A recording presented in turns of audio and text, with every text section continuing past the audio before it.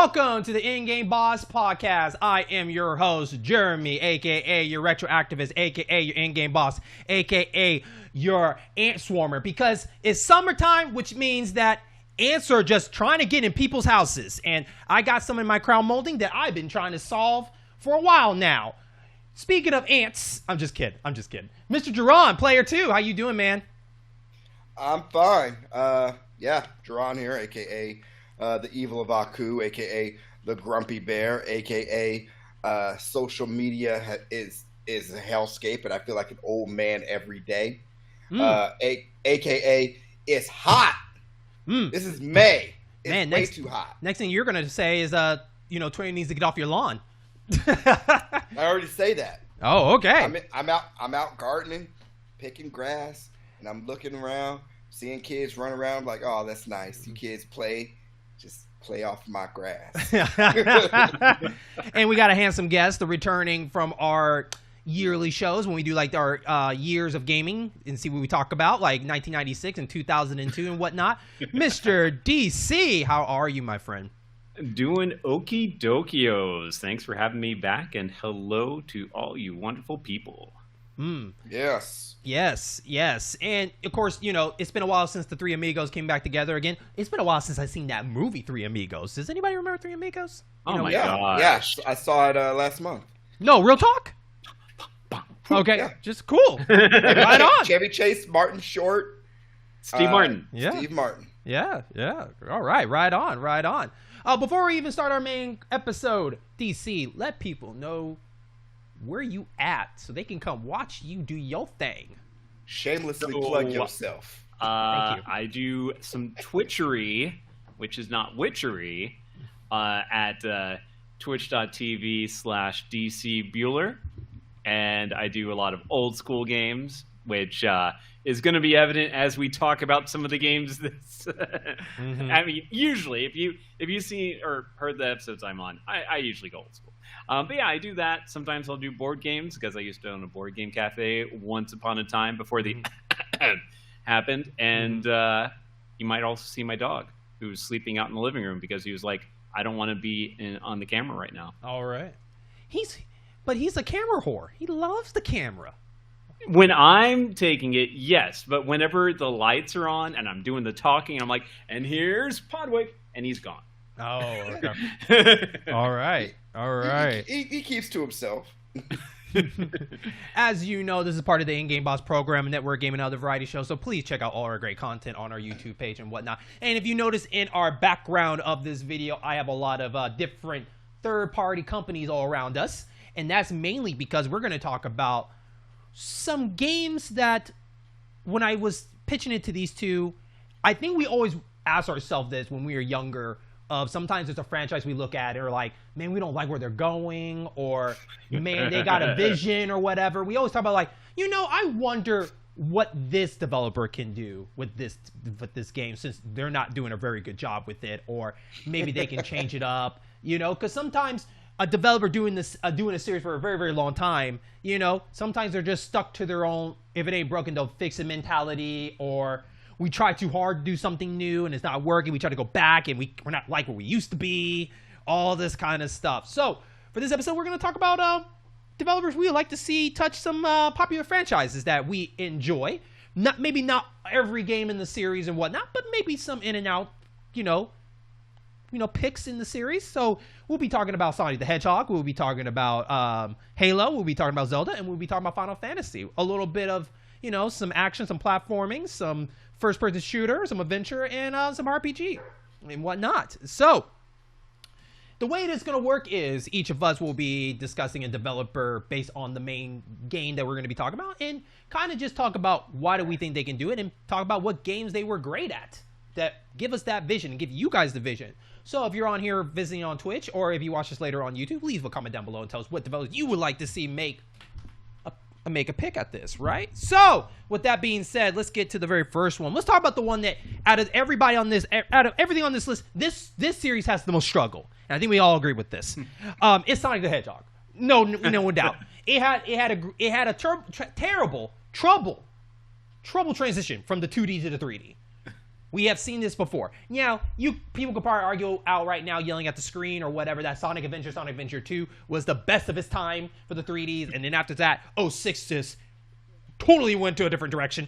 And they've been trying to bring it back, with the Werehog, and trying to bring out the old school with the Generations and everything like that. And then we get Sonic Mania, and now Sonic Frontiers coming around the corner. But at least the movies are doing pretty good for the 3D for him and whatnot. Yeah. And so I think, if I'm correct, is the most grossing based on a video game movie of all time right now, I believe. So kudos to them, especially the second one. And so, guys, you guys grew up with Sonic, and I know we each play one. My favorite, probably out of all of them, I might have to. I know a lot of people say 2. 2 is popular. It's like like Mega Man 2. It's like the favorite all. But lately, I've been leaning towards Sonic CD. I really like Sonic CD out of that series. It does something a little bit different, more risk-taking ideas and everything like that. Glad it came out later in different platforms. It was hard to get a Sega CD at the time, unless you were a cool kid at the time. Everything. But what about you guys? I was not a cool kid. You were not a cool kid. Yeah, none of us were cool kids. It was a rich kid. You go over their house and play it. Or you have a sibling who's dating a thief and he stole a Sega CD. Good for him. Good for him. Good for him. But what about you guys? That's how I played it. Do you guys got a contender for your favorite out of the Sonic series? After you, DC. Gameplay, Sonic and Knuckles. Music-wise, Sonic CD. Okay. Oh, I would have to say gameplay, it's going to be Sonic 3 and Knuckles. Nostalgia, the original Sonic, because that's the first one I played. Is the only reason why you picked Sonic 3 and Sonic Knuckles because you like that remix music of the boss battles that changed better than the hip hop in the original Sonic 3? No, I picked it because I like the whole complete story. I like having the complete. Because if you play either game, you can beat it in 30 minutes. I'm not good. Not good for 30 minutes, man. Nope, that takes me like an hour or so. Okay, I'm not good at Sonic. Sonic 3 and Knuckles, the pacing, it seems like that was what they actually meant it to be. It had more of a story arc, too. It had a better narrative, right, compared to 2. Yeah. I mean, it was more cohesive. It was cohesive and coherent. Music, I will say Sonic CD is up there because, it's on CD, you have that extra oomph. But I did enjoy the music from Sonic Adventure on the Dreamcast. Okay, yeah. Sonic Adventure was the first game I went full completionist on. And shout out to Sonic Mania. They did a good job, in my opinion, of some of the remix they did for some of those classic ones, especially the Act 2s. I was like, okay, I feel you. I remember you put that stuff on when I came over one time. Yeah. Like, listen to this. Yeah. I would say, honestly, my favorite Sonic song or music stage of all time is Hydro City off of Sonic 3. Really? Mm-hmm. Oh, man. Not the remix of Chemical Plant Zone Act 2? No. Because I fell in love with the Hydro City before Sonic Mania came out. And what they did, they did a remix of that, and I loved it too. So yeah, out of those. A lot of people go with Ice Cap for Sonic 3, but no, Hydro City Zone is my jam. Which my is favorite. funny. Ice Cap isn't in Sonic Mania, is it? I don't think it was. No, I'm talking about for Sonic 3. Oh, Sonic 3. Sonic 3, a lot of people will say Ice Cap is their favorite. So. Yeah, it I would say Lava Reef Zone. Oh, okay. Yeah, I like Ice Cap. If we're going music, just pure music, of course, Ice Cap. The the riffing off the Hard Times, music. Yeah, sure, but Shout I like Michael Jackson. Well, what's funny is that it was a mixture of Michael Jackson and then the people who did Hard Times. I can't remember, but it was the Jetsons. The Jetsons. Okay. Yeah, the Jetsons. They did Hard Times. Like if you play Hard Times and Ice Cap Zone, they line right up. Okay. But I don't know. But that's me. What about you, DC? Do you have a favorite Sonic stage song of all time for you? Oh my gosh. Honestly, it's just that intro for Sonic CD. Okay. Like seriously, I just would jam out to that while I'm driving back and forth because I got that special edition of Sonic and Knuckles that had the the Sonic CD, some of the tracks from it. So I played that till it just died. Like I never had a CD die before, but that was the first one that did. Fortunately, I was able to burn it before it, did. But yeah, like just that intro song, I just almost looped that. Okay. All right. So we've seen Sonic go through the struggles and stuff, but I know some of us thought, who could do a Sonic the Hedgehog game? Because, Sonic Team, I don't know, they're not living up to their name, in my opinion. So the first one I'm going to throw out for me is Nintendo. I think because they just have this rivalry for the longest time, and I always, out of Mario and Sonic, Mario always seemed to be the better series, better course. They know what they already had the idea what to do with Mario and everything. Sonic they didn't know what to do with him yet. And then we see Sega use Sonic to follow a lot of Mario's styles. Like, for instance, like Sonic Lost World was supposed to be, something to go off of Sonic Mario Galaxy. So, with the whole gravity in the world and all that kind of stuff. And, so much that they even got the Olympics games together and Nintendo was in charge of that. The reason why I picked Nintendo for this is based off Super Mario Odyssey, Mario Kart 8, and F-Zero. And the reason for those three typical games is, one, Nintendo, I think out of any developer, Nintendo is really good with Mario of taking one thing and riding it to death. Yeah. And they're good at it. They're good at it. So Mario Odyssey with the hat, just throwing the hat to catch everything. They ran that to the ground, but it was awesome. And they tried to do that with Sonic with the colors, which it was okay, but the colors didn't really do anything really to the game. It was still a fun game. It's just colors were just kind of like it felt like a second thought, afterthought to me. The Werehog didn't work out for them as a gimmick for that. And I think Nintendo can find something interesting to do with Sonic. Either like give him different kind of shoes that can do different ideas. That might be pretty cool. They could probably do something with that. But the reason why for Mario Kart 8 and F-Zero, because I think they're really good at making the game run better. Because F-Zero, like, yes, it's not the best quality when it comes to graphically, except I guess you can argue like F-Zero X. But running at 60 frames at that speed is pretty impressive. Which, by the way, Sega did help out with that, right? So, not X. F-Zero I'm sorry, X, GX? not X. I'm sorry. It's the GameCube one, F-Zero GX, yeah. GX. Yeah, GX. Wow. Yeah. Did not know. Oh, you didn't know that? Okay. Mm.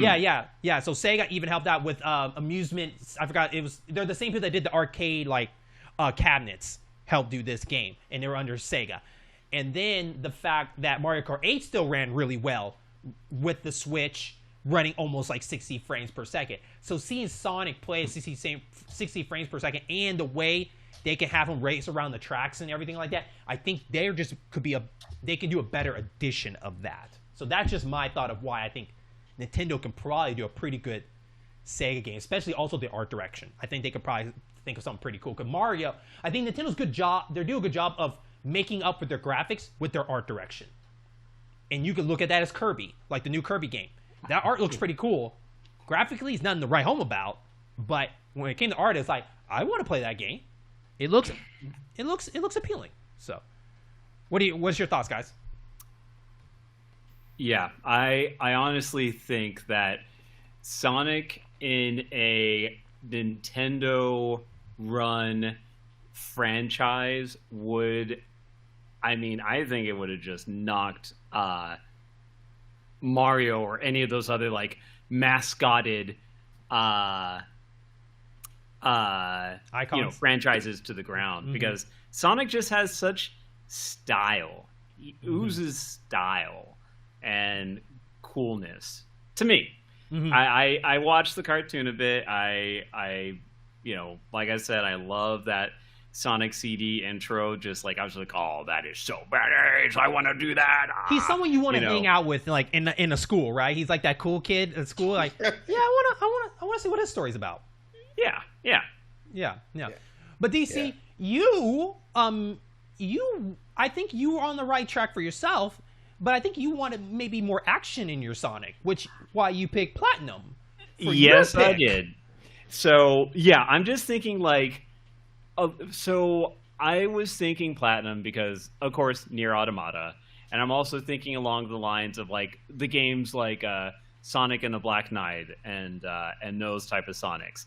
Like if Platinum Games made a Sonic and could, you know, have it as stylish as Nier Automata was, like, you know, I don't even think I'm not even talking about the cutscenes and stuff like that. I'm talking about the music and the gameplay, and like, because you have like 3 different game modes in just that one game. You have the, you know, the normal, you know, going around the world and everything like that and doing your thing, and then you have the kind of the ship combat where you're just kind of doing like almost like a Rails sort of thing. And then you have kind of like a space harrier mode. kind of like a space harrier kind of thing, right? Yeah, exactly. And then you have that kind of weird hacker mode, and that could be like, you know, this could be like a kind of a time travel sort of Sonic sort of thing, where it's like a little bit how like, you know, you have the different kind of bits. Like you have like the 8-bit mode, then you have the 16-bit mode, and then you have the PS5 mode. You know, awesomeness. And I feel like Sonic would just be so kick-ass cool. And, you know, of course, all the friends like Tails and Silver and Shadow, just like, oh man. So you have such a dynamic cast of just badasses. And I guess, well, okay, one of the people that I'm not gonna name who's not as badass, but I mean everyone else is badass. Jaron, your thoughts on Platinum and Nintendo? I could see Platinum being very interesting, because I'm also thinking like you know, the fast pace, the Vanquish and the Bayonetta type stuff, and the wonderful 101 with the color and the design and the whimsy. So yeah, Nintendo gets the Nintendo is a gimme, because for the most part with Mario, it's consistency. You know, it's almost to the point where some of the higher ups had to say, no, we need something different, because you got Mario 1, the real Mario 2, which was Mario 1 but harder. You had, you know, the American Mario 2, Mario 3, which most people consider a masterpiece, and then Super Mario World, which that was one of my favorites. I think Mario World's better than Super Mario 3 hands down. Comment me, please. Go ahead. I mean, they both have their places, but yeah, Mario World, I just have fonder memories, but that's just me. So Nintendo's just more consistent with what they put out. So yeah, I think Nintendo would be a gimme. What they lack in, this sounds like a backhanded compliment, but what they lack in imagination at times, they make up for it with consistency. Yeah. And quality. The one thing that definitely can stand out for Platinum doing a Sonic game is Platinum is very good at setting set pieces. We have seen this in Bayonetta. We have seen this in Nier. Like, even like the beginning of Nier, going through that whole scene before it even goes like, okay, now the real game starts. Like, you know, you see that game, you saw from Mad World. You know, you have these set pieces that Sonic can go through. And you kind of saw that a little bit in Sonic Adventures. Yeah. You know, about the whale. Yeah, like certain set pieces like that, or the speed zone with riding the rocket that flies around and everything like that. So Platinum can definitely be a good choice for just doing the set pieces, and especially working with Bayonetta, that they like doing tributes to the company they work with. I mean, Bayonetta did a lot of stuff tribute to Sega, to even so much to Capcom, you know, from Beautiful Joe and all that kind of stuff. So to see what they can do with Sonic in that way would be pretty cool. And it'd be interesting too, because like Nintendo and Platinum are pretty good buddies. So seeing those two together do something like that would be pretty crazy in a man's dream, right? In a pipe dream. But it'd be cool. That, like, Nintendo has to buy Sega to get that to happen. Yeah. So, but you threw a curveball at me because Konami came in this mix. Yeah. So Konami, and I specifically mean 90s Konami. Is there any other? No, I'm just kidding. I'm just kidding. Yeah, Konami specifically because they got the action, the wackiness. They're used to developing for Sega Genesis, so they'd be able to utilize the resources. Now, if we're talking way back then, if we're talking now, take some of that sensibility and bring it to now. And the reason I use the example like Contra Hardcore, kind of like you said, with set pieces, and also just character design. Contra Hardcore had some of the craziest out there character designs, level designs, even the different main characters you could choose from, the set pieces, all of that just in the first 2 levels. And then Rocket Knight, because Rocket Knight was an adventure. It was a little platforming, but it was also adventure with a gimmick. You had the rocket that propelled you. Mm-hmm. So combine their ability to leverage the resources to make a game feel fast-paced, action-packed, great level design, great enemy design, and set pieces. And I think Konami could bring it. Konami could bring that. It's funny because, like, when you say Rocket Knight, I'm thinking of Sonic and the Black Knight because, like, he had a sword in there. I mean, exactly. Yeah, you could have a little nod to that. You could have, you could have a little nod to where he gets a sword that looks almost exactly like Sparkster's sword from Rocket Knight. I feel like with Konami, it sounds like they could do better with a more Tales game.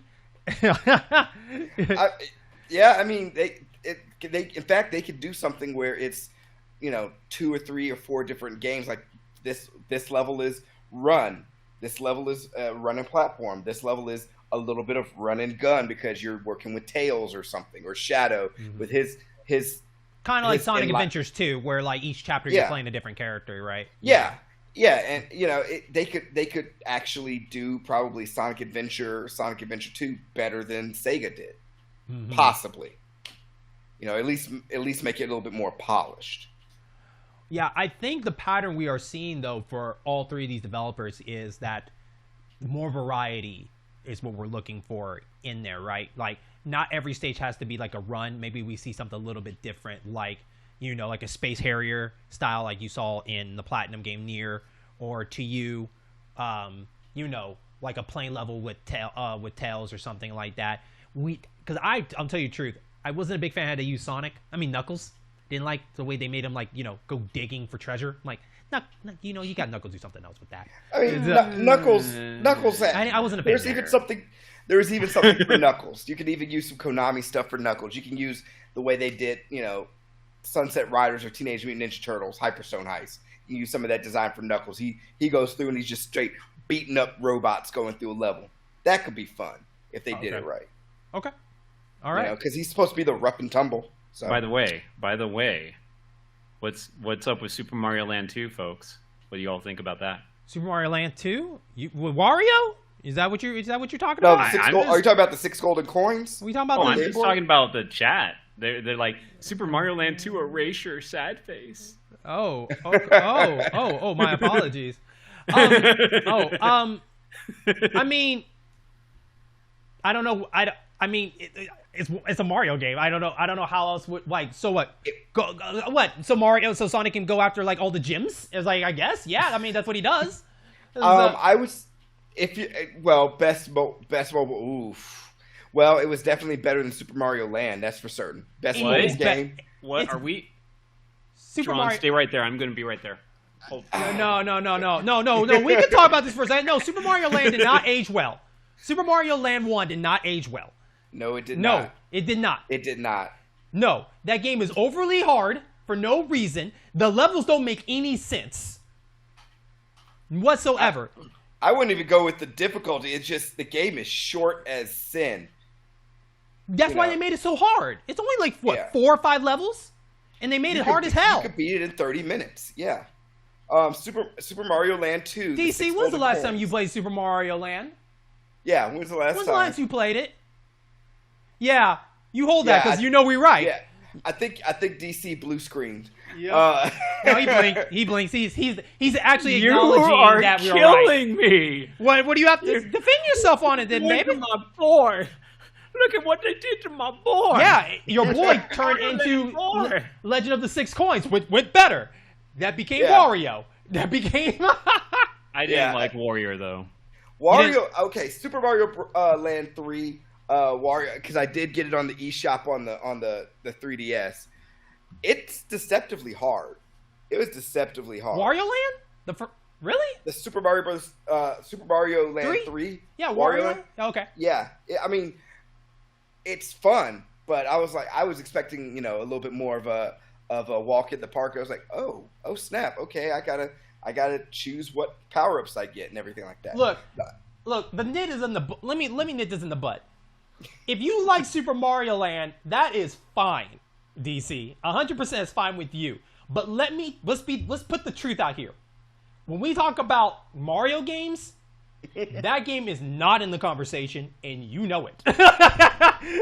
It is not. Actually, a lot of Mario Game Boy games are not mentioned at all. Because they don't really focus on that. Because, like, think of what Mario games have they done newly in the Game Boy Advance? Nothing. On the Game Boy Advance? Yeah. Yeah, they brought Mario World back, and they brought Mario 2 back, but as a fresh Mario new game, I can't think of a Mario game on there. No, they were letting Sonic Advance do the heavy lifting. Even the DS, even the DS got new Super Mario Brothers. Yeah. But yeah, like no one's talking about those old school Game Boy games unless they do a remaster or remake them. They don't get talked about that much. Not saying they're bad. They just don't get talked about much. I'm not saying Super Mario Land is bad. It's just that when there are so many good Mario games, Super Mario Land is Super Mario Land. You know what's funny? DC hasn't even told us when the last time he played it. Go back and play it again.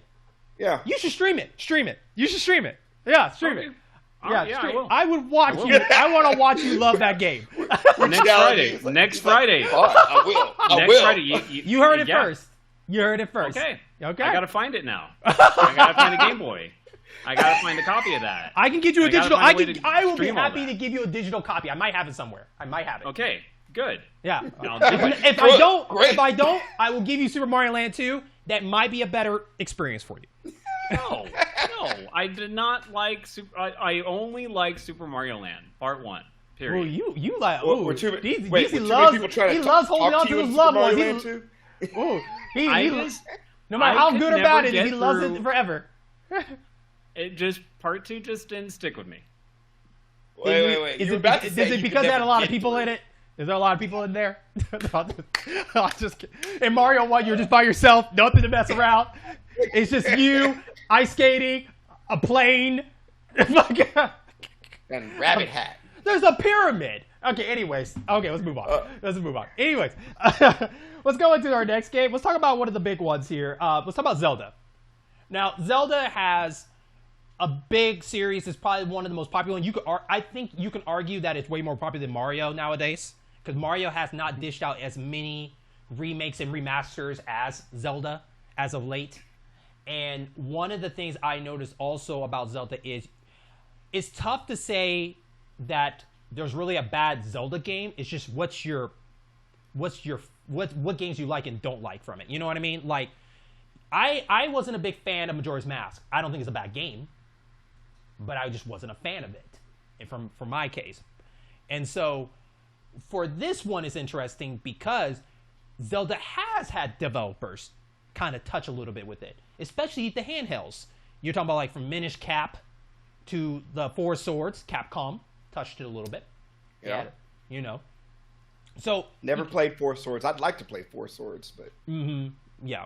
And it's funny because you have that one and you have there was another one they did. I'm sorry, the Ages of Oracle and the Ages Seasons. Capcom helped out with those too. So when it came to handhelds, Capcom. So it's a chance someone can dip in here. But if I had to tell you my favorite Zelda game of all time would be Link to the Past.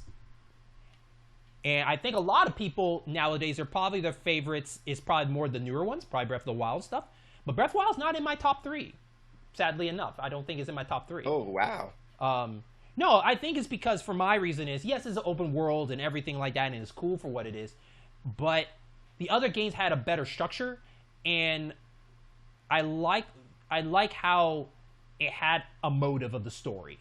Here, it was kind of vague for Breath of the Wild, which is why like Wind Waker is probably number 2 for me now as an age, because out of all the Links, this is the most has the most personality is the Wind Waker Link. He's hilarious. He's entertaining. And so my third one, I don't know yet. I'm still working on that. So, yeah. But what about you guys? Do you guys have a favorite Zelda in the series?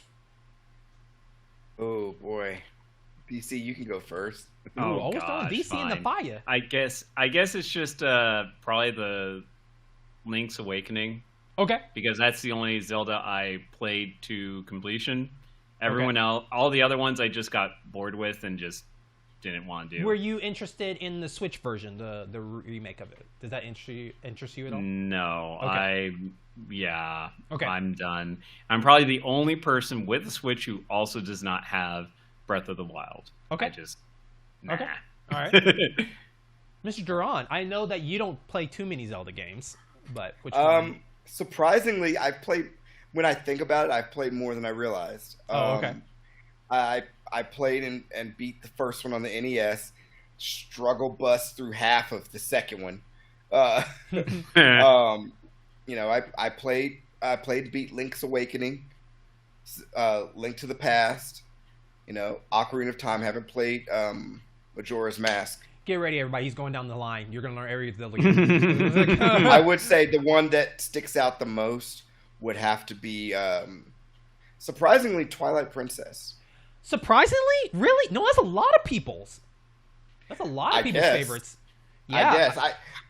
I enjoyed it more than Wind Waker. Yeah. I enjoyed it more than Now, that's not to say I didn't like Wind Waker. I just didn't like the GameCube Wind Waker. It felt too tedious. Oh, man. The Wii U one, I think, does it better. Yeah. That's why I have the Wii U one. Mm-hmm. That's why I haven't got to play through the Wii U one.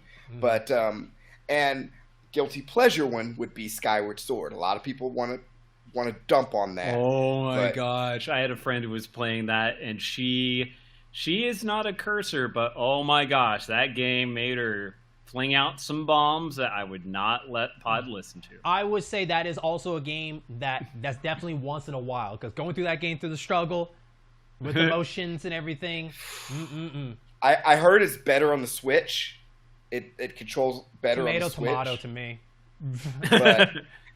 But I'm a story guy, and the story pulled me in. The origin of the Master Sword, the origin of Hyrule, all that stuff. I was like, okay, I gotta play it. Give it to me. Just give it to me. Mm-hmm. But I would, that's as far as the Zelda games that were developed that I like. Jeremy, are you going to go with what developer you want to see first, or do you want me to lead that charge? I kind of want to pick DC on this one because Dragon Age comes to his mind for his vision for it, as he picks BioWare for it, a studio that their record is. I'll let you speak your mind. No, I'm talking about the BioWare that have made the earlier Dragon Ages and the earlier Mass Effects. So you wish it was around that time they made it. I mean, so the 2000s. Yeah, BioWare. because the BioWare now, but probably can't do that. But go on. But probably not. No, but because like what Jaron said, like with Twilight Princess, that's if I had a Wii at the time, and when that came out and all that stuff, I probably would have played that one. Because that had the graphics and the gameplay and the story that I think I would have really liked in a Zelda, actually. But I had none of those things, so I can just imagine what it was. Mm-hmm. But whenever I think about it, I just think of the Dragon Age where you have and this is something that I just wish so much, but it's always just Link soloing, and it's of course you have the Four Swords and stuff like that, but it's basically Link. We're talking about the main. You're talking about the mainline Zelda games. So he's by himself. Yeah. Mm-hmm. But I just want him to get some friends. He needs some friends. DC, you don't like friends? here's the thing. Yeah. Like besides like the little like, hey, listen. Yeah, and you know that sort of stuff. But that's like, not worse than the talking sword one. But go on. But yeah, just like I want to see Zelda with some folks getting a group of badasses together with their own little specialties, like, you know, Link, Master Sword, Shield, let's sword and board. Got someone who's like the master, like boomerang, wah, wah, wah, wah. And I got a master archer, bam. I got a game for you. Hyrule Warriors would be something up your alley. Yeah. Yeah, Hyrule Warriors. Dynasty Or Warriors Hyrule with Link. All those Or friends Age are of badass. Calamity. Hyrule Warriors, Age of Calamity. Oh, those on the Switch. Okay. Yeah. All right. I heard about them. Yeah, you almost said that with a sneer. Like, I know, right? I don't know what you're talking about. I don't know what you're talking about. Yeah. With the sneer. What do you mean? But Well, I've never. But yeah, like just with the again the older BioWare, they would give the gravitas and the everything with that a Zelda game would, I think, really fit well in for a mature audience, for folks who, you know, of maybe my age, our age. Thank you. Maybe. Thank you. Thank you. Who can I'm not that appreciate far a off. more mature storyline and a more kind of like developed world of, like, you know, not necessarily whimsy and stuff, like, or not necessarily like, you know, end of the world post-apocalypse sort of thing, but, you know, not as whimsical and silly, but like kind of more real meat to it. And stuff My like question for you on the Dragon Age before we speak our piece is, they have the 3 titles that they have made. Could you kind of be more specified which direction you were wanting? Because you know each Dragon Age went a totally different direction for each one. So you have the first one, you have that second one that went hack and slash, and then you have the one that had a mixture of all, you know, with the last I'm thinking one. that, I'm thinking more of the mixture a little bit. But Okay. like, I guess also Acquisition. He's because, talking about acquisition, yeah. yeah, but I also can say, like, because of how Zelda is kind of more of a kinetic kind of game, like I can see it going the hack and slash route and still be good and still give a fair approach to the story and stuff like that. Because the main thing that matters to me is how well a developer could treat the story. And again, classic BioWare, they were on top of their game with those stories. So it's I can agree with the visuals of BioWare, in my opinion. I think when it comes to visuals, they're really good at that.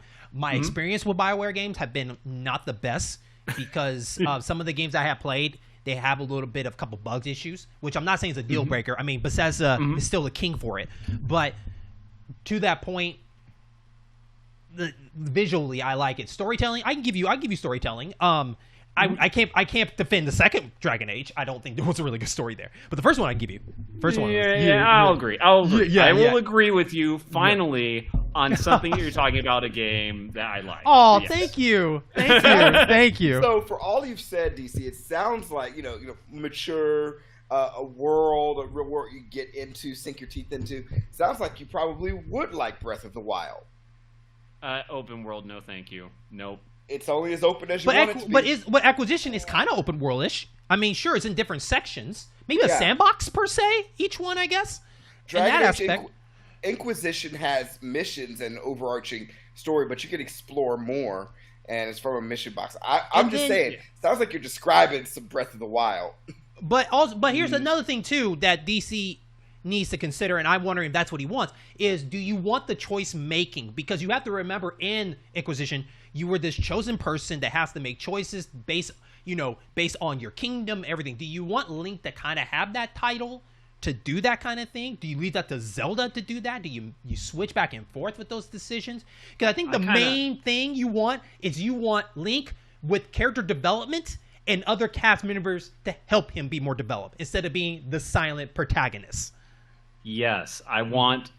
I'm tired of silent protagonists, I guess. I don't blame you. I don't blame you. I've been on that too. Yeah. But I mean, but I think it would be really kind of so. Man, I'm going a little bit kind of back and forth with that platinum thing again. But like, you know, with the multiple playthroughs, like you would see different perspectives from a different side. Like well, I guess Platinum didn't do the first Nier. I forget who did the first Nier. It was Square. It was Square in-house. Square in-house. Okay, yeah. Some developer. It was Square in-house. Cavia was a developer. Cavia. Oh my god. Yeah. Anyways, sorry, I'm getting way off track. But basically, just a more developed Link, more story-driven, more meat, and yeah. But this is I say all that, and if you gave me that, I probably would still not play it because I'm not the biggest Zelda fan.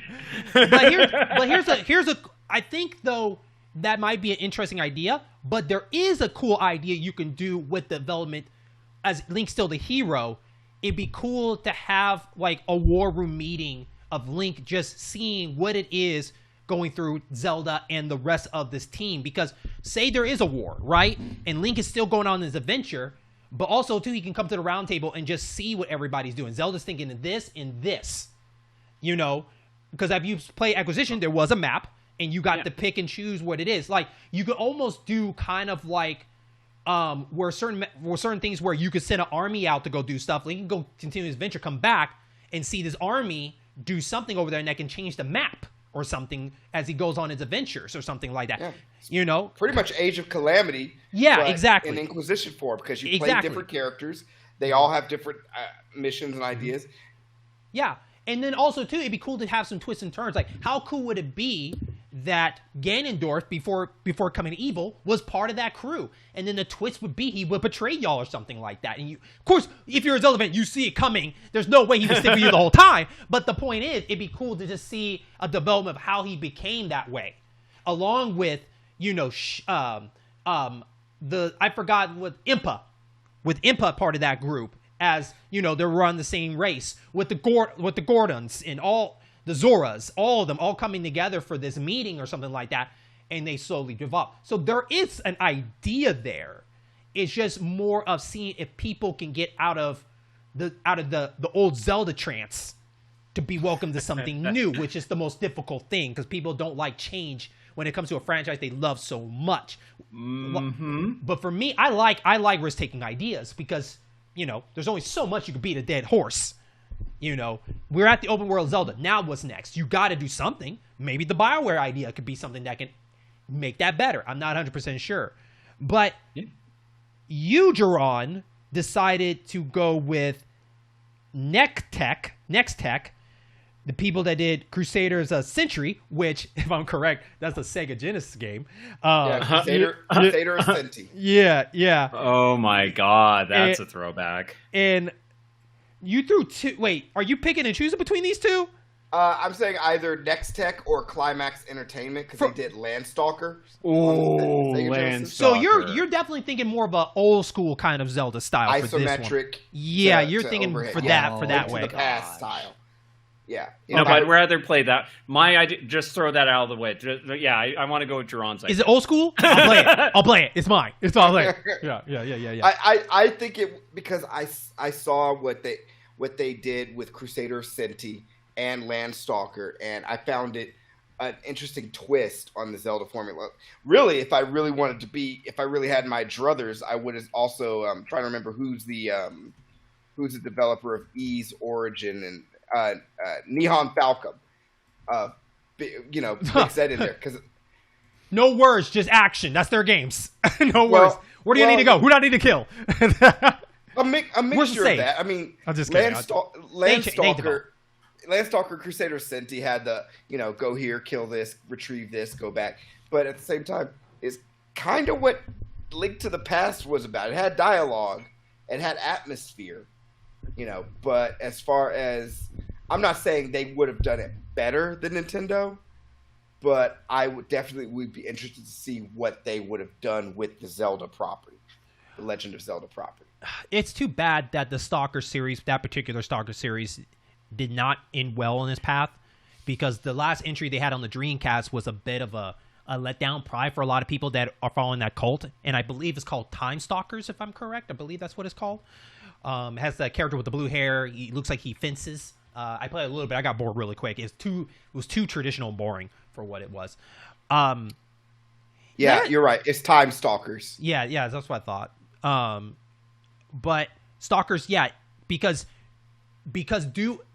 and we all can agree here, the Saturn really hurt a lot of those franchises, and they never return after that because they put a lot. They just put some of those continuation series in that one, and that's where it died, along with Panzer Dragoon per se, all that crap. That's where everything's done. Dark Savior on the Saturn and Alundra on the PlayStation had some of the same design and programming team members, so they were considered spiritual successors. But the actual in the line, like you were saying, Time Stalkers on the Dreamcast, which today I learned, yes, there was a Time Stalkers game. I may have to look that up now. Thanks. Oh, on the Dreamcast now? Yeah. I think that could work. I can see it like where Minish Cap went with it. Minish Cap looks like that artwork would fit that Landstalker, because I don't want it to be like it's for the Sega game that does the same thing. It's like Crusader, I believe. The Sega game, it has like the blonde hair hero, and it's kind of like the same style as Stalker Crusader. That's it. Or Light Crusader. Okay. Light Crusader. Yeah. I don't think that would work. I think you have to go the cartoonish, like Minish Cap to me, to get the full artwork like Landstalker style, in my opinion. It'd be interesting. It'd be interesting. Well, it'd be interesting because that'd be the first game that he can jump. Well, no, not the first. He could do it in Link to the Past. No, Link's Awakening. No, Link's Awakening. Link's Awakening, the rock feather. Yeah, I'm sorry, I've got my games mixed up. Yeah.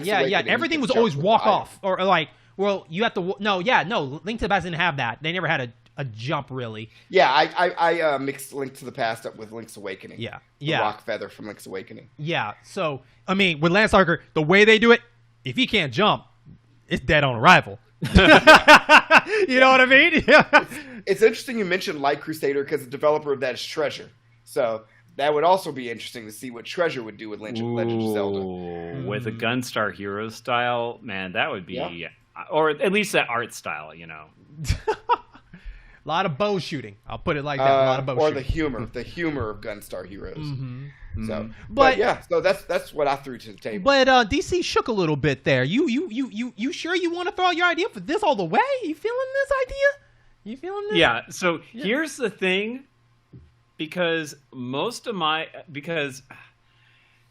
all right, maybe some behind the scenes stuff. I had to change my ideas a few times because I was about to base all these on 80s and 90s like PC companies, and then I was like, oh, okay, all right, let me do some research on newer folks, and these were the folks I came up with like today.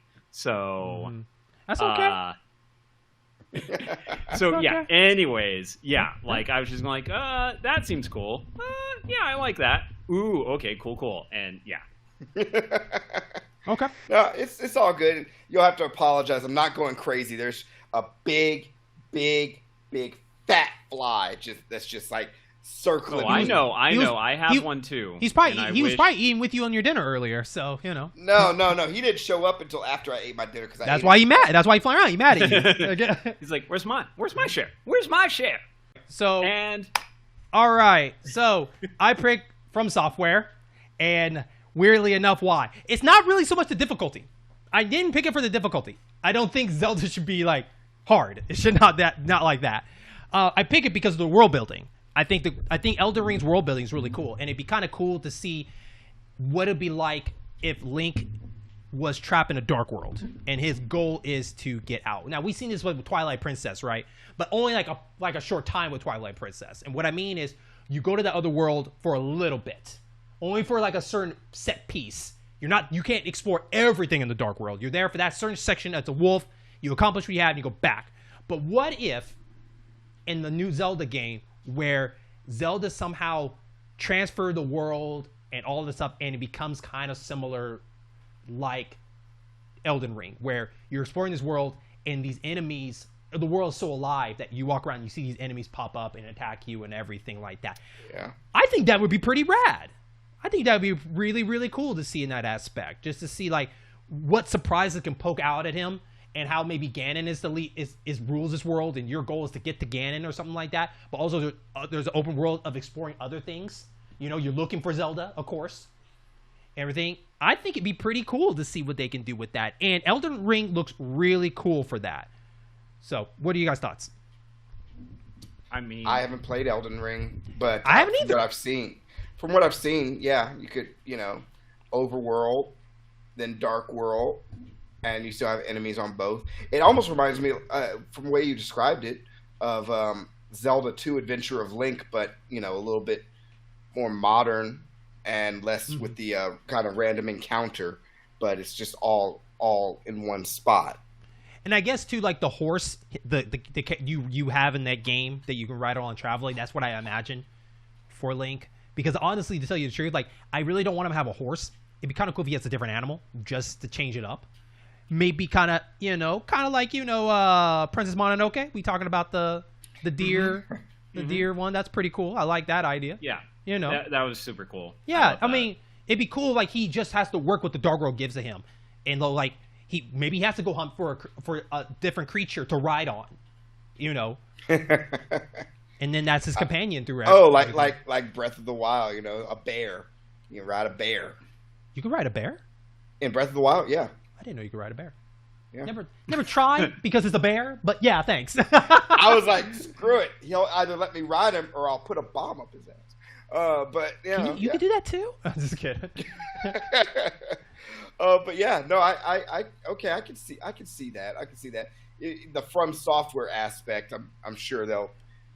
And I would say for the action From Software. Yeah, and I would say for DC, you know, being a Demon Souls fan, and like that's exactly what I was thinking. It's Zelda in Demon Souls type. Yeah, where there's like a central nexus that he operates from to go to different hotspots across the Hyrule and stuff like that to try to fix that, and then just bring it all back together in the central zone. Yeah, I like that. Like rebuilding everything, fixing the world back up. That'd be kind of cool.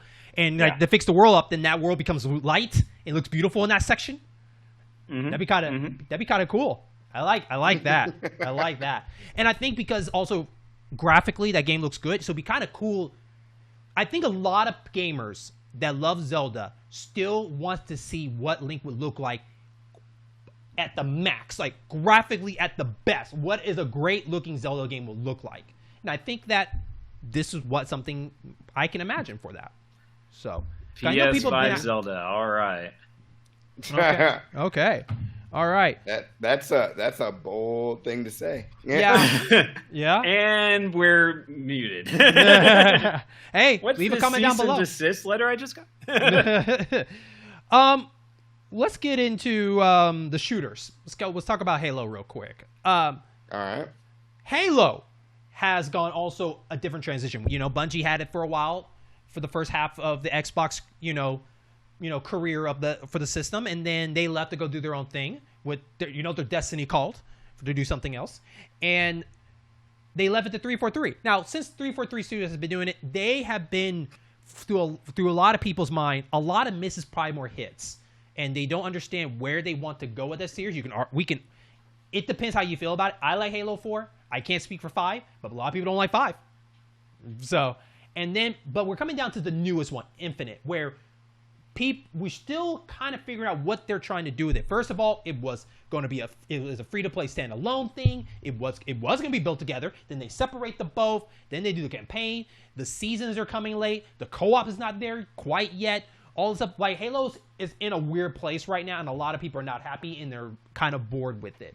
But they're still going to play it. We say that for every game, right? Like you're a big fan of a series when you'll find a way to convince yourself you can find something good out of it, right? Yeah. So for better for worse. But for Halo though, the vision path is not going well with them. They don't know what to do with it. And to tell you the truth, what can we do with Master Chief? I mean, he saved the world many times. He's traveled over space.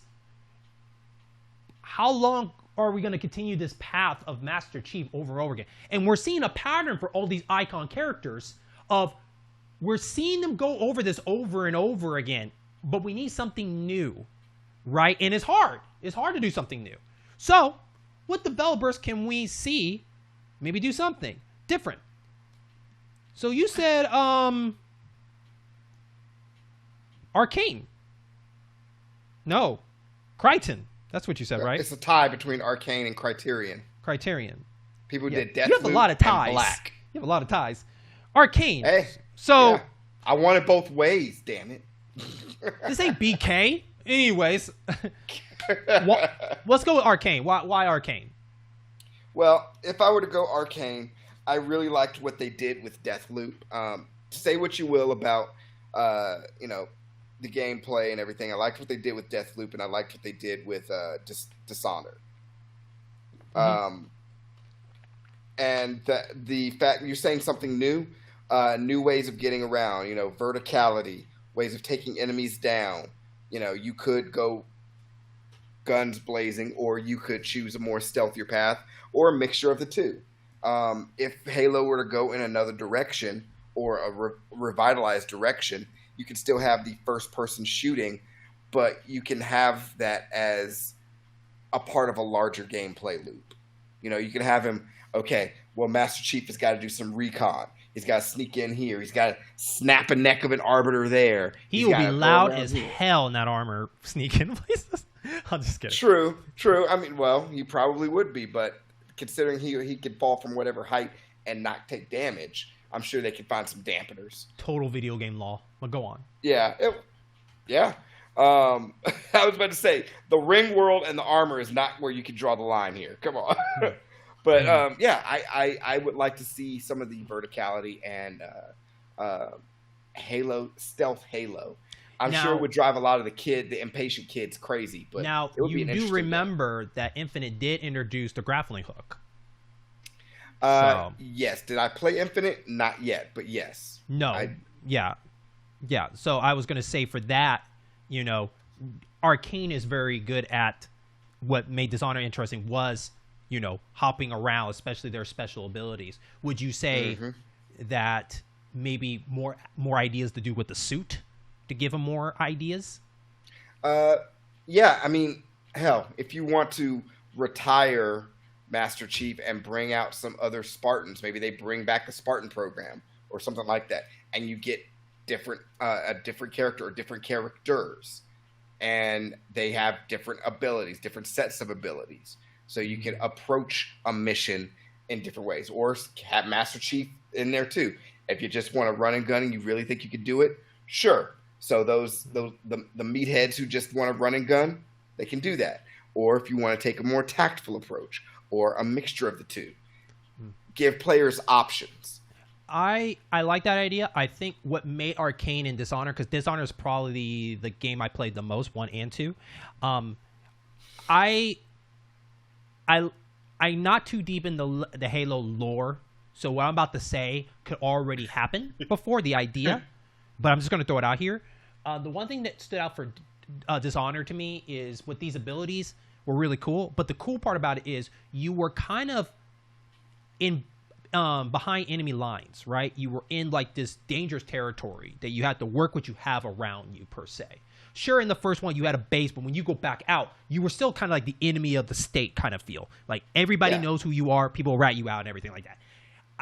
That would be kind of cool to see Master Chief trapped in a deep in the enemy lines, and he's trying to get out of it. And he's just going through the struggle. And that's where I can see him using the stealth, the grappling hook, and learning new abilities with guns and everything like that. I could see that way, because I think I enjoy games where you are trapped behind something and you're trying to work your way out. You can say that with Metroid. I mean, you're trapped on this planet and you're trying to figure out what's going on while trying to recollect everything. And I'm not saying Halo should do the recollecting thing, but it should be where you have choices which way you can do stuff. Kind of like, for my example, Deus Ex. Like every step you have should be like a cool idea, and you should be awarded for being creative or something like that. DC, what's your input about Halo?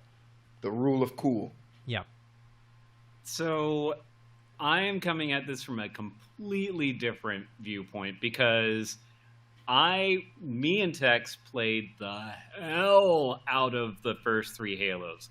We did that, co-op, legendary, let's, couch sitting next to each other, go like, "Oh, go drive the truck, keep it going straight," you know, that sort of thing. And that just captured it so freaking well at the time. But when you lose that couch co-op, I just felt like that was the end of Halo as I knew it. And what I would have loved to have seen next is an XCOM style Halo. Talking about that new reboot where you have like the tactical grid, and it would just... Now, hang on. Before I let you continue, I just have one question. What if Jaron's idea was co-op? What if it's him and a bunch of prisoners escaping from behind enemy lines? Would that work for you in that way? Maybe. Okay. Just throwing it out there. Yeah. The thing is, like, I have also not done a lot of first-person games. Like, the newest one I've done is, I think, Metro 2033. Okay. Or the second one, whatever the second one is. 35, gotcha. Yeah, so that's how many years I've not played any shooters. So, yeah. But I could whenever I was playing like the XCOM, the the reboots and stuff like that, just how they move in that armor and their weaponry and the aliens are fighting and just the sound effects, like for whatever reason, it just connected that. And I just saw, like, sometimes I would think like, Master Chief moving like that, just going like, and just blasting the aliens away in that kind of semi-cutscene mechanic stuff. And also, running up and then doing the gun butt thing to an alien's head and stuff like that.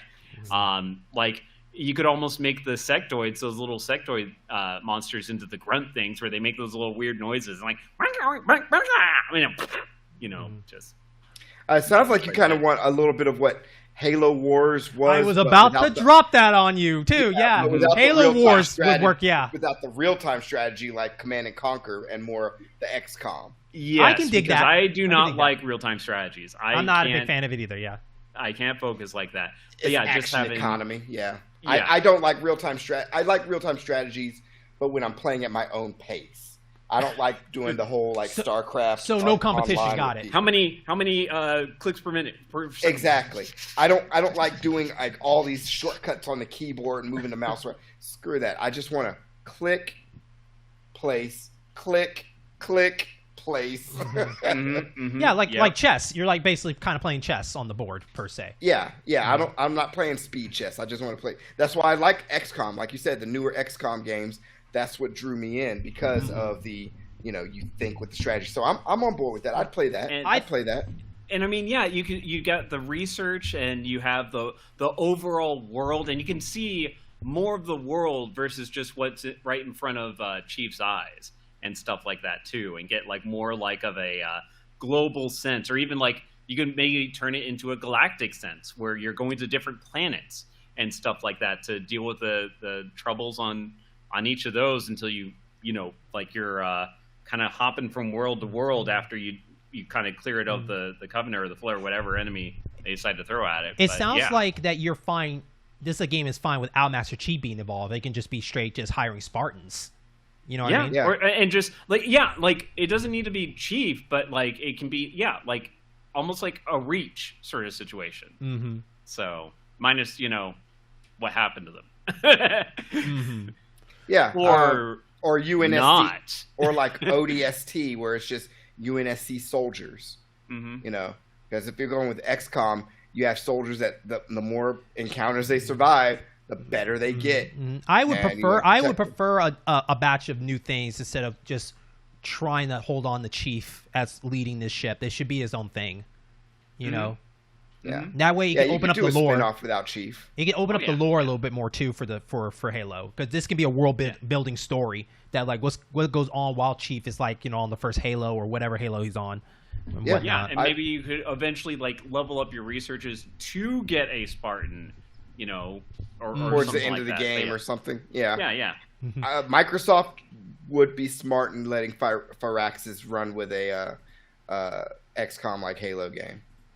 The difficult part would be interesting is by XCOM, the upgrades that you can do, because I don't know the upgrade ideas for XCOM could maybe, I don't know how it works over there, like them transform their bodies to like mecha Spartan Tron, like giant robots running around.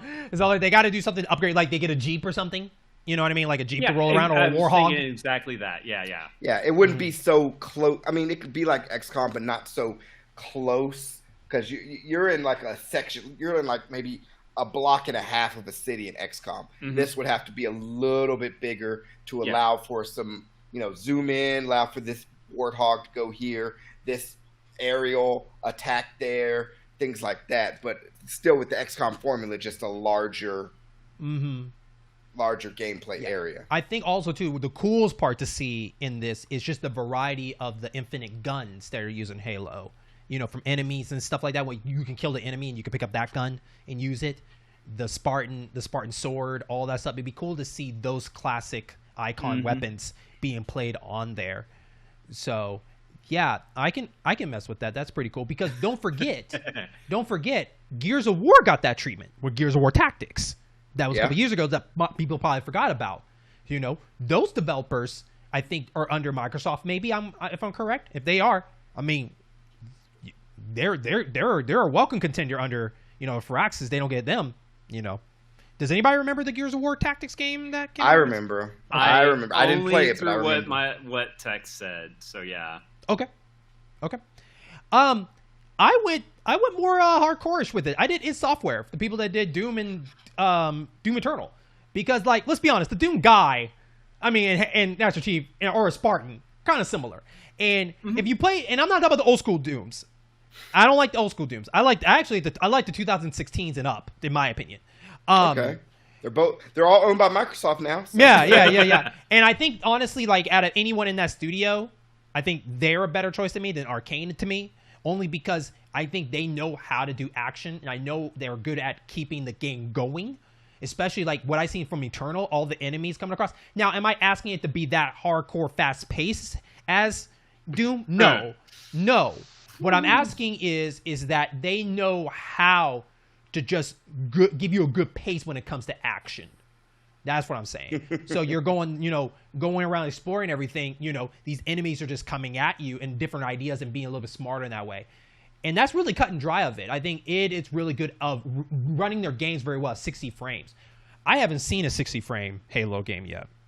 But with it behind it, they can rock that. That'd be cool. Yeah. Now you played Doom Eternal. So could you see Halo kind of looking like that?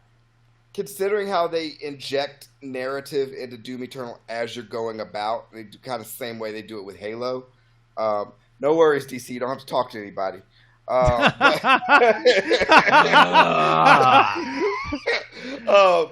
Yes, I could definitely see them doing that, especially if you're adding in more set pieces, because that's another thing id is very good with, doing set pieces.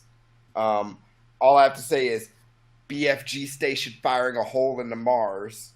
That's that in and of itself. And I don't know if it would be possible, because I know Mick Gordon is on the outs with id and everything like that. But someone like Mick Gordon to do the soundtrack as well. That soundtrack was pretty banging. I'm not even going to front. Oh man, a Doom soundtrack to Halo. That's so crazy to me. Or Doom like get that just death metal grinding freaking saw with a violin bow. Get those. Dude, that has to be turned up like if like in the mid game, like in the main campaign, like he ends up killing like 10 people in a row. That song turns up. Exactly. Yeah. Like I'm just gonna have to watch. After we're done with this, I'm gonna have to go to YouTube and go like Captain America when the Doom music kicks in. So yeah. I will say some good music. I mean, hell, if I want to fall asleep and just chill, just turn on like the Doom 2016 soundtrack, just a little low, and then just kind of chill, just listen to it, and I'll just drift off and have hardcore rip and tear dreams. But there is one thing. There's one thing why I also picked Doom. And only because I think it'd be cool to see Chief do that. Now, a lot of people probably disagree with this. I can 100% understand if you disagree with this, because it's like, that is not what Master Chief is all about. But for me, like I think this would bring his badass star out of him. It's the executions. Like Doom's executions are awesome. The way he's ripping demons apart, demons apart and everything like that. I think it would be kind of cool to see him do these executions of certain people instead of just a kick melee gun to the head or whatever. It'd be kind of cool to see him grab them, like knee them or whatever he wants to do. I'm not saying go carnage blood or anything, but like let's see some cool execution. It's Chief. It's Chief. Hell to the Chief. Let's see this. You know, that's the main reason. Or if you don't want to sully Chief's hands doing it, get another character to do it. Yeah. No, I don't care. Especially if you're doing verticality, like on flying, like banshees and stuff. And then just rip someone out, bang their head on the engine, and throw them, and they get sucked into like the banshee engine or something, or burned to a crisp. Yeah, make an extended uncut of the game called Hell to the Chief Edition or something like that. And it's like, here's the hardcore Chief, you know. And so, DC. Do you see kind of like id Studios, the Doom people doing something that's rocking it out of the park or anything? So again, because I never really did shooters, I played a little Doom at school. Hitler's not in this game.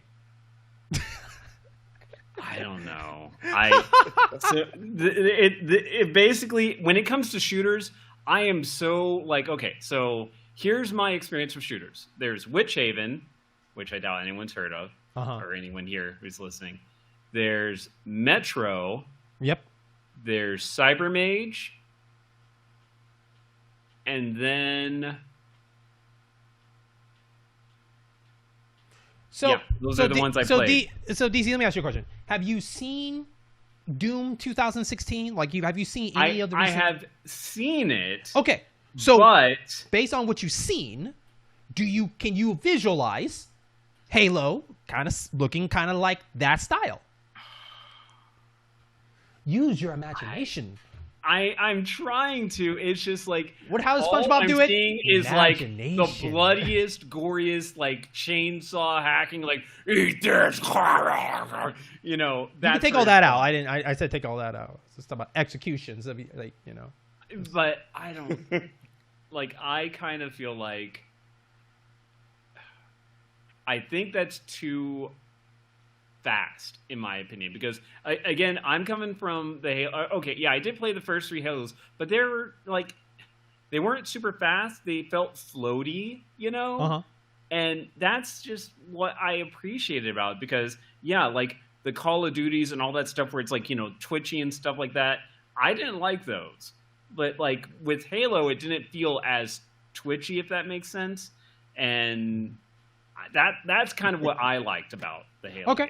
Okay. The first 3 anyways. All right. But yeah. I got you. All right. Let's get to the final one. Wink. That's why I saved it for last, so I can just get that line out there. Bum. Thank you. Good job. Yay. Go ahead. Let's talk about the final one here. We're talking about Final Fantasy, the big one, the most popular RPG. Popular. Didn't say it's a favorite. Didn't say it's good. Said popular. And it is the most popular RPG series of all time. Good. I hear silence because you know it's true. I don't agree. I'm going to let you have your moment. That's fine. Oh, I'm sorry. You make it sound like it's my favorite series. No, it's not my favorite series. Actually, my favorite series, you'll find out when we talk about my pick. But Final Fantasy has also have gone a long run. It started out very different. A series that was never going to continue, hence the name Final Fantasy, became a popular series, kept going on. Totally different transitions over the years, going through the PlayStation, the PS2, and everything like that. The thing about Final Fantasy fans, to me personally, is once they have a favorite, they hold on to it, and they do not like any other series.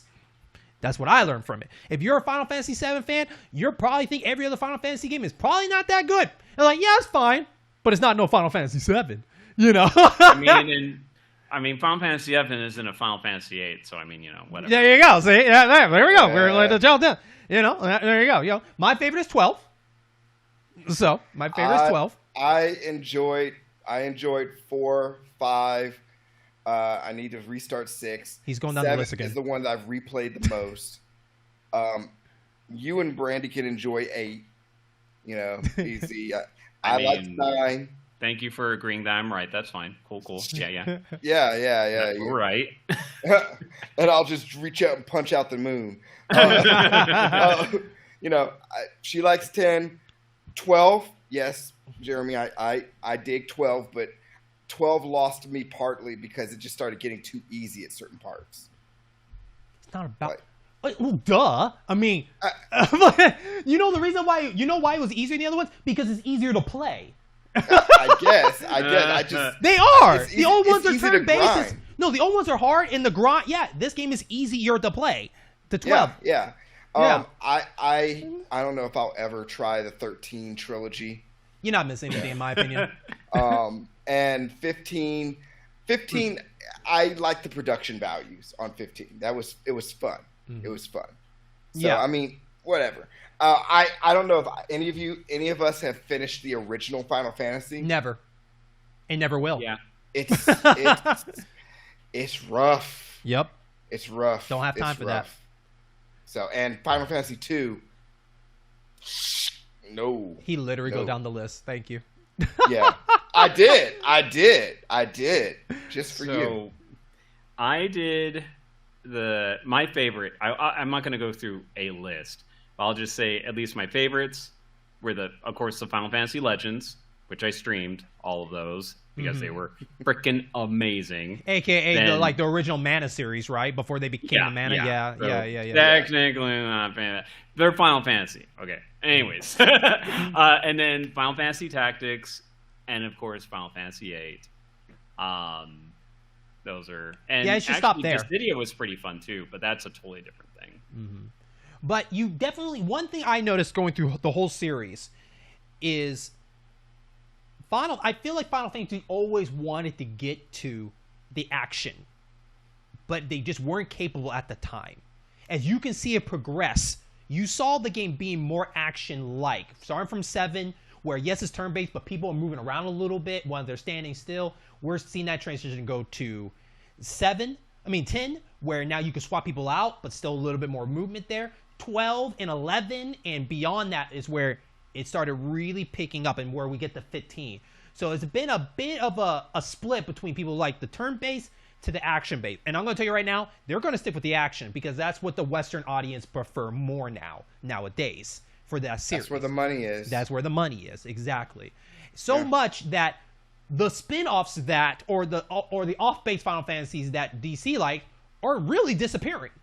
They are disappearing. They're almost becoming secretly by a different name. Triangle Strategy. Could you argue that's Strangers a Final Fantasy? in Paradise. Yeah. I'm just joking. That's action based. No, but think about it. Like Final Fantasy Tactics, it's the spirituals are those. Yeah. You know. Triangle Strategy. Yeah. Yeah. And all Octopath Traveler. Yeah, all that. So it's interesting now that because of 14, that's their ATM, that's the way they want to go. They just want to keep going from this. So to be honest with you, as a whole, Final Fantasy is an okay series to me. I don't need to play every single one, really, in my opinion. I think 15 did leave a bad taste in my mouth because I thought they were going to do something different, but it just wasn't my cup of tea. It just wasn't. I think they had some cool ideas, but it was the little things in these games that just annoyed me. And I'll tell you one little thing, and this is small, but it annoyed the shit out of me. It was in Final Fantasy 15 where my team didn't know how to heal themselves. That's it. That's it. It annoyed the shit out of me. It annoyed the shit out of me because I had to micromanage them. And I argue that is because Kingdom Hearts could do it. Donald Duck used all your damn potions. I'd rather them doing that than me pausing every freaking second to heal my people. That means you just got to work your AI better to be smarter. But yeah, that annoyed the hell out of me. This like, you guys can cook, you guys know when to duck and run and hide, but you don't know when to heal yourself. You hurt yourself. Come on, man, that annoyed me. That annoyed the hell out of me. It's the little things. You really would be down for Donald just drinking up all your elixirs when he takes like 2 damage. Yes. Okay. Yes. Why? Because I don't have to worry about him. That's it. Are you kidding me, Jaron? Are you telling me you like pausing every freaking 5 seconds when they're not smart enough to heal themselves to go heal them? At least I control how many potions get used. You can buy, dude. We can argue that it is not hard to get 99 potions in that game. So don't even play that card. Okay, I have that shit on autopilot. Like, use it all. I'm on high motions. Then you do you, but me, If you're gonna make the AI smart, make them smart enough. Okay, and yes, you can actually make them where like they don't have to use all of them. You can. I'm just telling you. I'm being honest here. I've never forgiven Donald for that shit. They did not annoy you as much as you think really it did. feel. No, I'm just saying I think as a series of Final Fantasy, sometimes it's the small things they do that annoys me. Especially like in 13. I didn't like the idea of if your main character died, it's game over. It doesn't matter about the rest of your party. Stupid. That was stupid. That was. And I didn't like that. That was that like I said, it's the little things that they do. So with that in mind, I picked Bandai Namco to come do this. Because my favorite RPG series of all time is the Tales series. Tales of Symphonia. Yeah, Tales of Berseria. You know, all those games. They're actually, I believe, they're I think in the top 5 longest running series of RPGs up there. And I had a better time. I think that the Tales series had better character development. I enjoyed my adventures with those characters more than Final Fantasy. Ooh. Jenna loves Tales though too. Yeah. So I'm not saying it's the best. I'm just saying it's my opinion. So you could anybody could boo on that, but it's my opinion. Nobody's booing. I'm just saying. Yeah, you know. There was no B in front of it. Yeah, but no. I think that the journey for the Tales series is a little bit better, even though I will say that almost every game ends up them saving the world some shape and sound. But Final Fantasy's guilty for that too. But yeah, everybody's got to kill gods eventually. Right. Level up, we'll get kill to God. that. But save your village, then kill God. But I think the reason why I like to see it because I like the art direction that Tales does, and it'd be kind of cool to see what a shell-shaded Final Fantasy would look like in a cool animated kind of way. I thought that'd be pretty cool to see. Because would you say sometimes that the drawing of those characters look better than the in-game characters sometimes? Would you guys agree with that? Like when you look at an art book, you're like, oh, that's a cool design. Wouldn't it be cool to see that design, what it looks like in the gameplay? I think that'd be really cool. And Yoshitaka Amano did some interesting art, so it'd be interesting. Yeah. All interesting art. Okay. And so, and I guess you don't see the Vampire Hunter D's over here. Whatever. No, I don't because we don't have your camera to the right. But anyways. We're on 3 blocks, so like I go get like half of that. Anyways, story-wise, Berseria is one of the more darker stories, which I could see they can do dark stories, and then Tell Arise, you know, based on the won awards, and this is the first time they kind of got to stand out from all the series that they're doing something a little bit different. People probably would argue this is their Final Fantasy VII per se, is Tell Arise. I want to play it. I have it. I want to crack into it, but you know. So I think they can do it, and I think it'd be interesting to see what fresh idea they can do with the battle system in their own way compared to Final Fantasy doing their thing. I think it'd just be something brand new. And the funny part is, if I'm correct, I think one of the developers that used to work at Tales worked for Square Enix for a little bit, and then he left. I don't know his name fully, but I believe that happened. If someone knows, leave a comment down below. But so they touch fingers. Good enough. Yeah. So I think they would be a great contender to take a crack at it. So I mean, it's interesting. I'm always down to see any new take on Final Fantasy. I mean, hell, I'm still gonna pay attention when they say more 16, even if people are like, I'm still gonna at least see what it's about before I make a judgment. So yeah, a different take on it would be interesting. But I know DC would be on the same train with me because it has to do with animation. Kind of these characters look animated characters.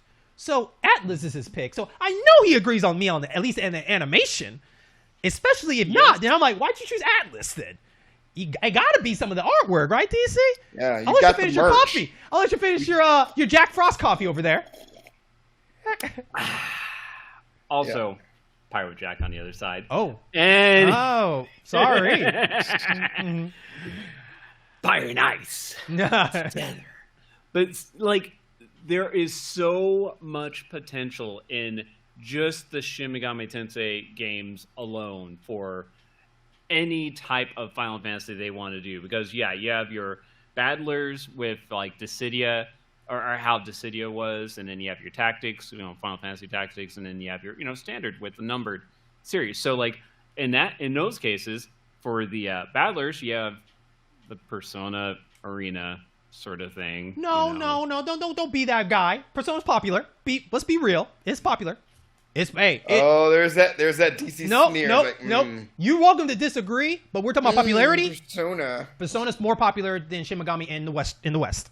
Hands down. He's like, Persona. You can give me that look all day. day. With the tactics style game, you have the Devil Survivors. You can hold on to that feeling. And those are like, they're a little bit more involved, because you have each person comprises like your leader, and then whatever characters are in that party doing a fight, turn-based style with the other people. So it isn't like the straight like Final Fantasy Tactics where one person represents just one person. But you have your tactical areas and different scenarios and different abilities that you can level up, almost like the job classes and stuff like that. And then you have the standard number series in Shin Megami Tensei as like, I'm just going to say 4, because you start in your one world and stuff like that, and you're kind of doing your own little thing, and then suddenly, a little bit of the way through the game, the world just opens up and it turns into something completely different. And it's kind of like how some of those Final Fantasies are, where it's like, you start off and, things, you see the bad guy and it's like, okay, we know this is this is who we need to fight and all this sort of stuff. But then there's something that happens, some plot twist that just blows the world wide open and just totally turns it into something else. Yep. The bridge gets fixed and you have access to the rest of the map. Yeah. Like, I just think that is just so... I would just love to see the stories and the gameplay that they would come up with, and also you do literally kill God in these games so many times. Of course. In so Final many Fantasy times. 2, you kill a god too. Big whoop. Only one? Okay, yeah, that's for breakfast, buddy. Yeah. Final Fantasy don't do multiple gods. And don't expect that for this one. Yeah. Would you want to go with the graphics of looking kind of like an animated, or would you like them to use their Final Fantasy, like kind of more realism? Oh, anime all the way, yeah. Okay. Now, when you said that, I was thinking like, could Final Fantasy do a Dragon Quest Joker style? You know what I'm talking about. Harvesting all these monsters kind of gameplay, because Shin Megami does that.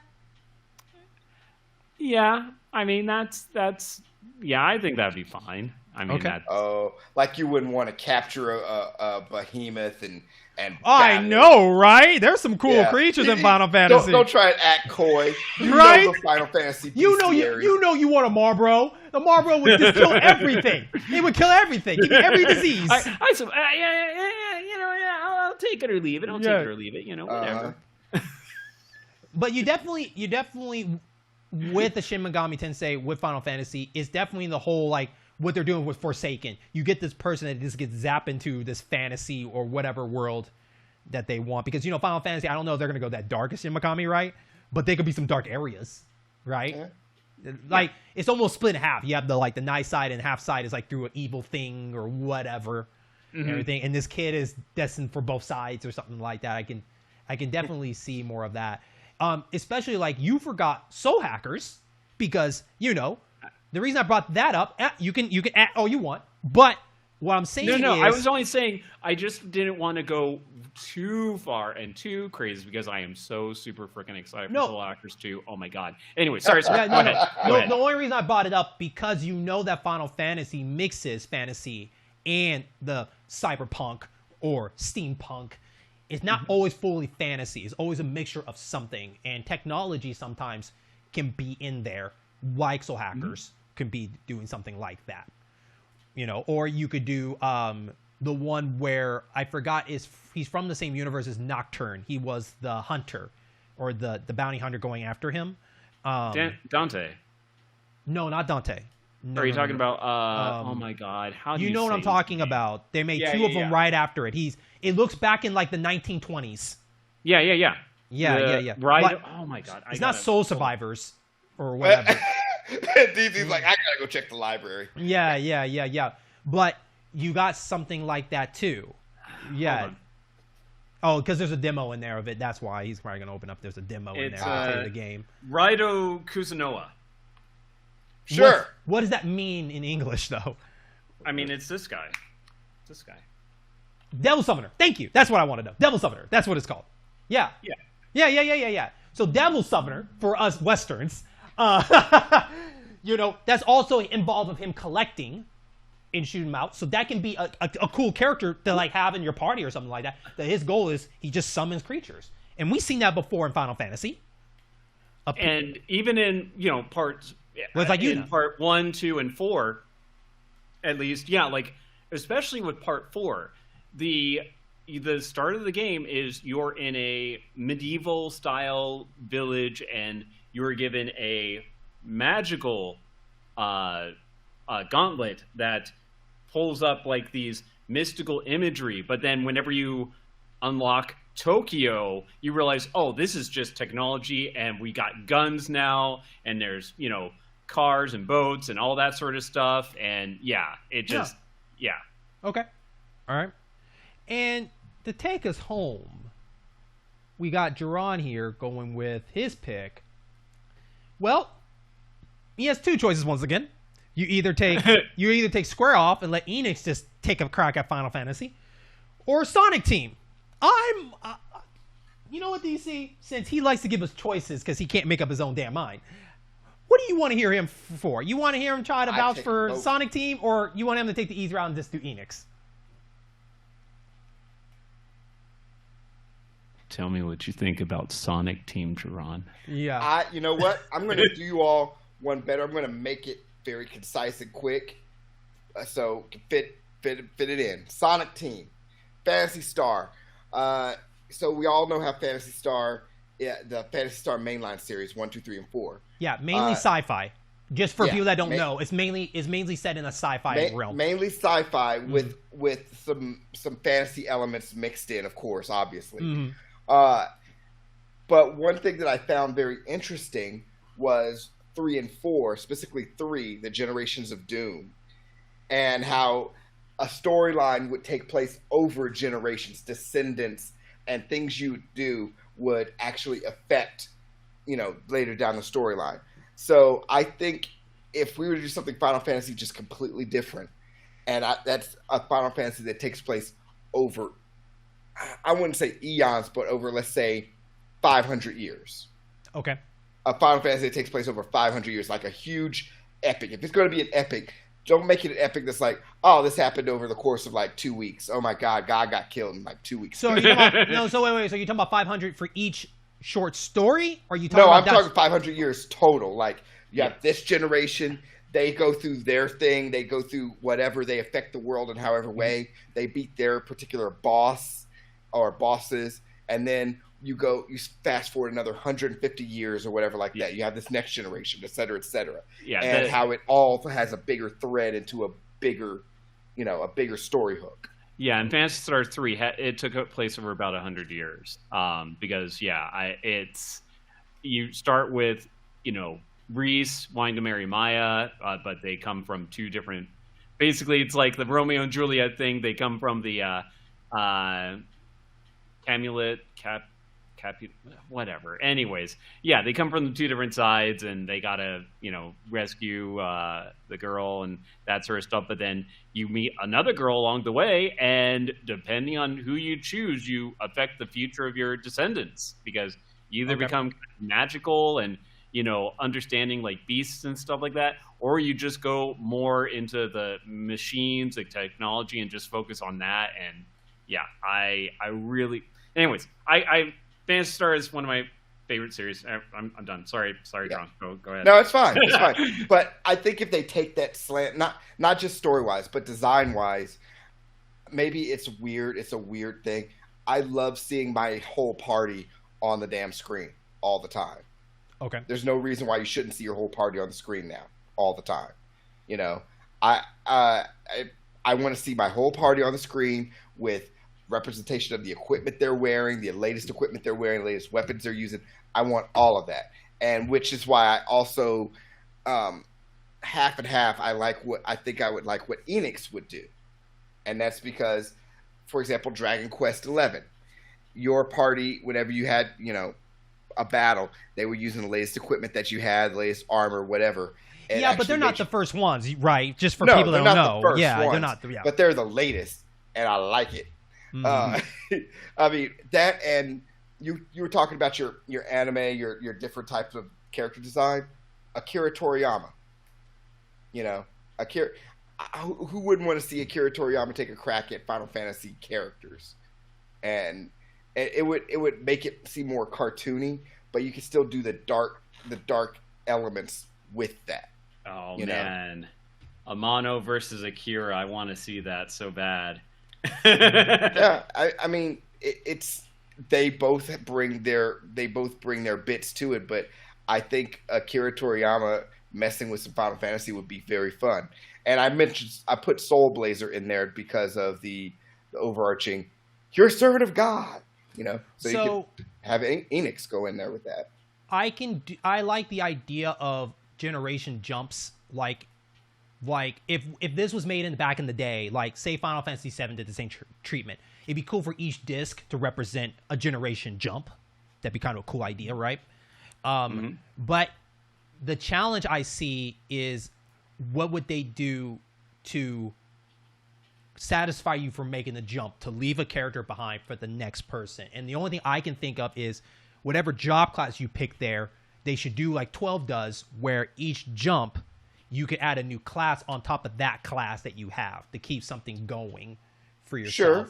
I think that'd be kind of cool, because I think no one would like you playing a game with a character, then you start a new story and throw everything away that you worked so hard to get. Well, here's one of the things that I really liked, is that in part 3, you always had, in the very first generation, you find these two cyborgs, and they end up becoming like family retainers throughout all the other generations that you go through. So even though you like start over technically in a new generation, because you have your two bodyguards, your two cyborg bodyguards, they still have all their levels, their equipment. So yeah, that's something I really enjoyed about that part. The trick is, like you were mentioning, making sure your character, like each new generation, it doesn't feel like you're starting all the way over your week. So that's part of the challenge of, you have to up the ante a little bit at a time, incrementally, but still up it, So get attached to whole new characters, but think about how many characters are in a Final Fantasy game on average, not counting 15, but you're talking like 6 to 7 characters. So which I am not a fan of that, because there's too many throwaways. I think sometimes you're just there to be there, and it doesn't work. I think smaller is better. That's just my opinion on it, based on my experience. Well, this way you could, I could have my cake and you could eat it too. You could have a large enough cast, but each generation you would have, it would focus on 3 or 4 people. Okay. So that's what I'm saying. I think generational and a little bit more of an anime aspect. All right. So we got about 10 minutes, so we'll slowly wrap this up. But anyways, the one thing I have to say in the elephant in the room, because we talked about it in our last episode. Our last episode when we talked about Sega and their super game project that they're working on. And the problem is I don't trust Sonic Team to do it. I don't, because I mentioned that before. I don't think Sega knows how to make good games anymore. So for Sonic Team to try to do that, I think they would mess it up more than they would try too hard, and it would just not work out to me. I think that whole staff has changed from back then to now, and so far they have never convinced me otherwise that they can still do it. I mean, their Shining Force is not. We're Shining Force. You know, that's not, where's that? They can't, even Sonic, like, if Sonic Frontiers is not going to work very well, it's just going to prove my point even further that they just don't have it in them anymore. Especially, I would take them doing that over Star Ocean, because I don't like Star Ocean. I like the lore and the characters, but when it comes to the gameplay and stuff, it does not work well with me. So, but I like the idea of Sega trying to see what they can do, especially like Final Fantasy. That'd be funny to see F and then fantasy with a P. That'd be freaking hilarious. That'd be a great combination. That'd be hilarious. That'd be awesome. Final Fantasy, yo. Yeah, but yeah, the generation gap. I can feel that. DC, your opinion on it? It's kind of like how I was talking about BioWare. Like the current BioWare, no, thank you, but old BioWare, the 90s to the early 2000s, yes. And same thing with the Sonic team. Like, the Sonic team that did Shining Force 1 and 2 and did the Phantasy Star, like, yes, that is who I would envision would make a proper Final Fantasy. But I'm also super biased because I honestly love Phantasy Star a billion times more than any of the Final Fantasies I really like. And here's the sad part about it is that it probably upsets you that Sega had something and they totally kind of made it an afterthought right when it was time to go the online, instead of splitting it up to here's the online series and continuing the main series, because there was potential there, but they just never cared about bringing back that origin story and continue it. And I say that because they do My Skies Arcadia, my favorite RPG of all time, and they ain't touching that for nothing. So I will say at least Phantasy Star 4, the conclusion, it's satisfying. If I never get a Phantasy Star 5, I will be happy with where it left off. Okay. And with that being said, I need to play 3 and 4 because I never got a chance to play those. I was online with my first entry. Yeah. I was late to the RPG game, man. You got always remember that. That's why I'm like I wasn't there on 7 day, Final Fantasy 7 day. Yeah. So, it's okay. Back then, Final Phantasy Star 3 and 4 were like $80 to $100 a piece. Yeah. There's a reason why I didn't get a chance to play it. I had to borrow from somebody. Same thing with Chrono Trigger. So I had to borrow that from somebody. I couldn't afford that. Anyways, I want to thank everybody for listening to this episode, and I want to thank DC for making time to come back to so welcome. Do this episode with us. Thank you for inviting me. No, we had a great time. We learned a lot about you, and we learned a lot about Jaron, and we learned a lot about myself, about like our visions of these games and what kind of games that we enjoy playing, that we like to see these characters go into.